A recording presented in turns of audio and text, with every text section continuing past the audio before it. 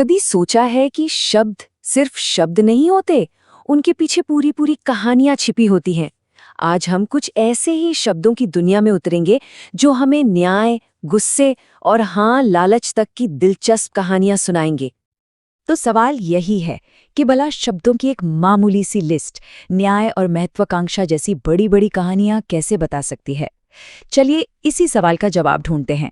हम देखेंगे कि कैसे चंद शब्द हमें अदालत के कटघरे से लेकर हमारे मन की गहराइयां तक का सफर करा सकते हैं। तो हमारी पहली कहानी शुरू होती है न्याय की दुनिया से। एक ऐसी दुनिया जहां शब्दों में गजब की ताकत होती है। मतलब सही शब्द किसी को आजाद करा सकता है, तो गलत शब्द जिंदगी भर के लिए सलाखों के पीछे भी भेज सकता है। चलिए देखते हैं ये होता कैसे है। ये पूरी कहानी शुरू होती है एक शब्द से, अक्यूज। हिंदी में कहें तो दोषी ठहराना। जरा सोचिए इस पल के बारे में। ये वो एक लम्हा है जहां से किसी की जिंदगी पूरी तरह पलट सकती है।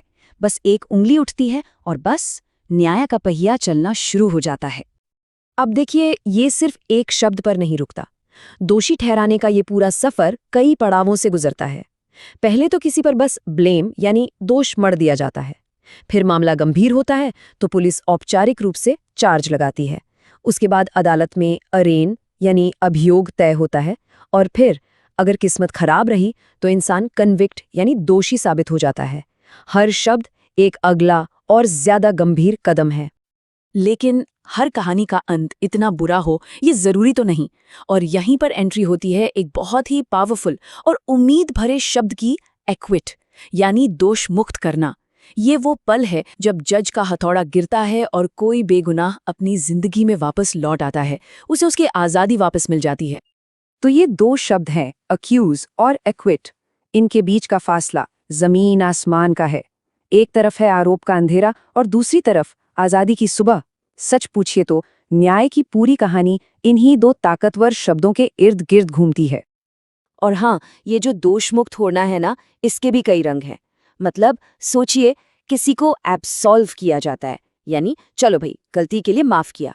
लेकिन जब कोई नया सबूत सामने आता है और इंसान पूरी तरह से बेदाग साबित हो जाता है, तब उसे एक्सोनरेट किया जाता है ना फर्क? हर शब्द का अपना वजन है, अपनी कहानी। चलिए अब अदालत से बाहर निकलते हैं और अपनी रोजमर्रा की जिंदगी में आते हैं, अपनी बातचीत में। क्योंकि यहाँ भी शब्द किसी हथियार से कम नहीं होते। वो रिश्ते बना भी सकते हैं और एक झटके में तोड़ भी सकते हैं। देखते हैं कैसे। तो इस दुनिया का पहला शब्द है एक्रिमोनियस, हिंदी में कटु। इसका सबसे अच्छा उदाहरण कोई भी टीवी पर पॉलिटिकल डिबेट देख लीजिए, जहां नेता एक दूसरे पर चीख चिल्ला रहे होते हैं, पर्सनल अटैक कर रहे होते हैं। बस वही माहौल है एक्रिमोनियस, गुस्से और कड़वाहट से लबालब। और एक्रिमोनियस का एकदम उल्टा वो है एमिएबल, मतलब मैत्रीपूर्ण, जहां एक तरफ जहर घुला हुआ है, लड़ाई है, तनाव है, वहीं दूसरी तरफ दोस्ती है, प्यार है, गर्मजोशी है। देखिए शब्दों की दुनिया है ना कमाल की। अच्छा, एक और मिलता जुलता शब्द है एसिबर्टी। अगर एक्रिमोनियस पूरे माहौल के बारे में है, तो एसिबिटी किसी एक इंसान की बातों का तीखापन है। ये वो चुभने वाला टोन होता है ना, जो शहद जैसी मीठी बात में भी जहर घोल दे। और हाँ, यही लहजा रिश्तों में दरार डालने के लिए काफी होता है। तो ये जो तीखापन है ना, इसके भी कई शेड्स हैं। जैसे बिटरनेस, ये दिल में बैठी कोई गहरी नाराजगी है जो आवाज से टपकती है। हार्शनेस मतलब शब्दों की बेरहमी। और अस्पेरिटी, ये वो रूखापन है, वो तीखापन जो सुनने वाले को एकदम असहज कर दे। सही शब्द चुनना कितना जरूरी है ना? तभी तो भावनाएं सही से पहुंचती हैं। पर बातचीत का मतलब सिर्फ कड़वाहट तो नहीं। इन चुभने वाले शब्दों के पार एक और खूबसूरत शब्द है एक्नॉलेज, यानी स्वीकार करना। ये समझ और सुलह की तरफ पहला कदम है। जब हम बस इतना कह देते हैं, हाँ मैं समझ सकता हूं कि ऐसा क्यों लग रहा है। और जब हम एक्नॉलेज नहीं करते तो क्या करते हैं? हम या तो डिनाई करते हैं, मतलब सच से मुंह फेर लेते हैं, या फिर रिजेक्ट कर देते हैं, यानी किसी की बात को सिरे से ही खारिज कर देते हैं। ये बिल्कुल वैसा ही है जैसे बातचीत के बीच में एक दीवार खड़ी कर देना। चलिए अब चलते हैं हमारी आखिरी कहानी की तरफ। ये कहानी है उस इच्छा की जो हम सबके अंदर कहीं ना कहीं छिपी होती है, और ज्यादा पाने की चाहत। देखते हैं कि शब्द इस एम्बिशन की कहानी को कैसे बयान करते हैं। इस कहानी का मेन कैरेक्टर है एक्शन वर्ड अक्यूमुलेट, यानी इकट्ठा करना या संचित करना। ये कुछ भी हो सकता है, पैसा इकट्ठा करना, ज्ञान इकट्ठा करना, या फिर आज के ज़माने में सोशल मीडिया पर लाइक्स इकट्ठा करना। ये एक एक्शन है, एक काम है।